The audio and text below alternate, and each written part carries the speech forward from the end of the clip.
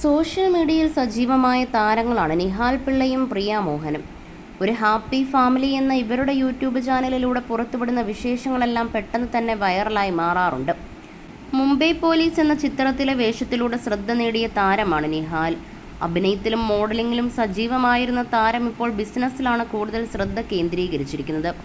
പൂർണിമ ഇന്ദ്രജിത്തിന്റെ സഹോദരിയാണ് പ്രിയ മോഹൻ. വിവാഹത്തിന് മുൻപ് സിനിമകളും സീരിയലുകളുമൊക്കെയായി അഭിനയത്തിൽ സജീവമായിരുന്നെങ്കിലും പിന്നീട് കരിയറിൽ നിന്ന് ഇടവേള എടുക്കുകയായിരുന്നു. വസ്ത്രവ്യാപാര രംഗത്താണ് പ്രിയ ഇപ്പോൾ സജീവം.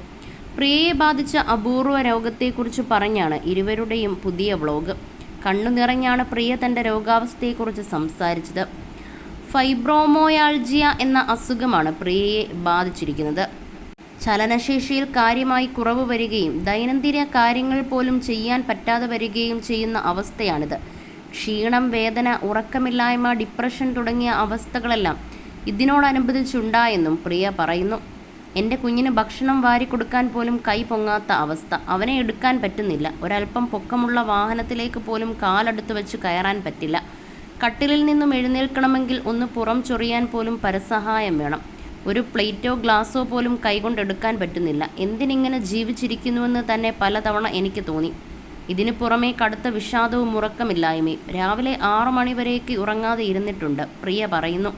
ഈ രോഗമുള്ള ഒരാളെ പുറത്തുനിന്ന് മറ്റൊരാൾ കണ്ടാൽ ആരോഗ്യമുള്ള ഒരു വ്യക്തിയായി തോന്നൂ എന്നും മടിച്ചിയായതുകൊണ്ട് ഒന്നും ചെയ്യാതെ ആയിരിക്കാം എന്ന് വിചാരിക്കും എന്നും നിഹാൽ പറയുന്നു. ഞങ്ങൾക്കും ഇതെന്താണെന്ന് ആദ്യം മനസ്സിലായില്ല. ഈ രോഗവുമായി ബന്ധപ്പെട്ടുള്ള ബോധവൽക്കരണം പോലും വളരെ കുറവാണ്.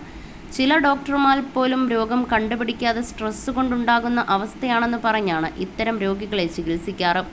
ബ്ലഡ് ടെസ്റ്റ് എടുത്താൽ പോലും ഒരു പ്രശ്നവും കാണില്ല. ഈ രോഗം വരുന്നവരുടെ വീട്ടുകാരും അടുത്ത ആളുകളുമൊക്കെ ഇതേക്കുറിച്ച് നന്നായി അറിഞ്ഞിരിക്കണം, നിഹാൽ പറഞ്ഞു. തെറാപ്പി, ജീവിതശൈലിയിൽ വരുത്തുന്ന മാറ്റങ്ങൾ, തീവ്രത കുറഞ്ഞ വ്യായാമം, ആവശ്യമായ സപ്ലിമെൻസുകൾ കഴിക്കൽ തുടങ്ങിയ കാര്യങ്ങളിലൂടെ വലിയ മാറ്റമുണ്ടാകുമെന്നും ഇരുവരും പറയുന്നു.